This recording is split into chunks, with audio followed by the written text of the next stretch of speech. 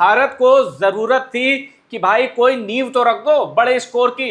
अच्छा, भारत की ये जो हाल के सालों में हमने देखा, इनफैक्ट आज भी अगर टीम इंडिया को देखिए, आप जसप्रीत बुमराह को हटा दीजिए तो भारत बैटिंग डोमिनेटिंग वाली टीम है, बॉलर्स के भरोसे नहीं है भाई। आप नो डाउट, आप बल्लेबाजों की टीम बन के रह गए।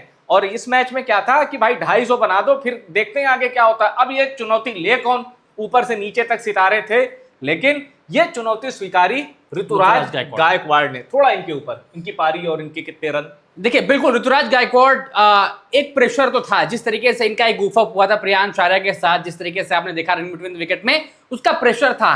तिलक वर्मा आते हैं, बट तिलक वर्मा की जब आप स्ट्राइक रेट देखते हैं ना, वो थोड़ा सा सवालों के घेरे में रहती है।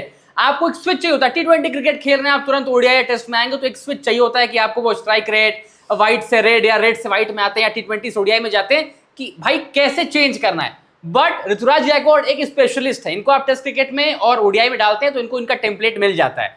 आज तिलक वर्मा के ऊपर वो प्रेशर था, वो पारी बिल्ड तो कर रहे थे, लेकिन एक छोर से दबाव भी डाल रहे थे, आपको कम से कम बोर्ड पर एक रेस्पेक्टेबल टोटल तक जाना था। ये नहीं है कि मैं 120 गेंद खेलूं, 60 रन बना दिया मैं खुश हूं।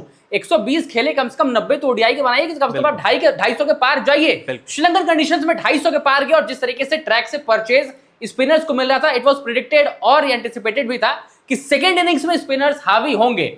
ऋतुराज गायकवाड़ ने वहां पर टेम्परामेंट और पेशेंस दोनों रखा।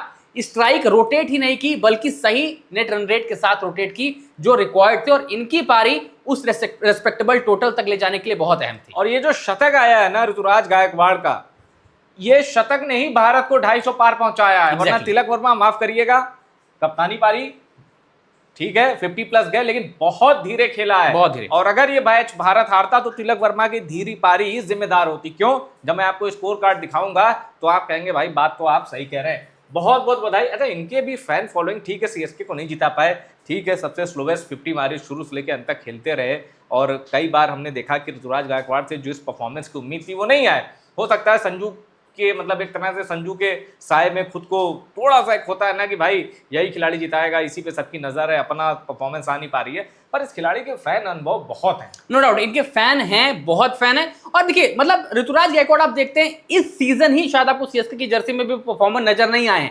आई थिंक, मुझे ऐसा जो लगता है, एटलीस्ट कप्तानी का प्रेशर सीएसके जैसी फ्रेंचाइजी बड़े बड़े से लोगों को उस प्रेशर में डाल सकती है। रविंद्र जडेजा भी बड़े पक्के खिलाड़ी थे, जब कप्तानी मिली थी नहीं झेल पाए। और इनको पता है, इनको धोनी ने कहा कि एक मैच कप्तानी कर ले फिर मैं आ रहा हूं। करते करते 14 मैच हो गए। इन्होंने कहा यार अब तो टीम ही बाहर हो गई, क्या करने आओगे, अगले साल देखते हैं।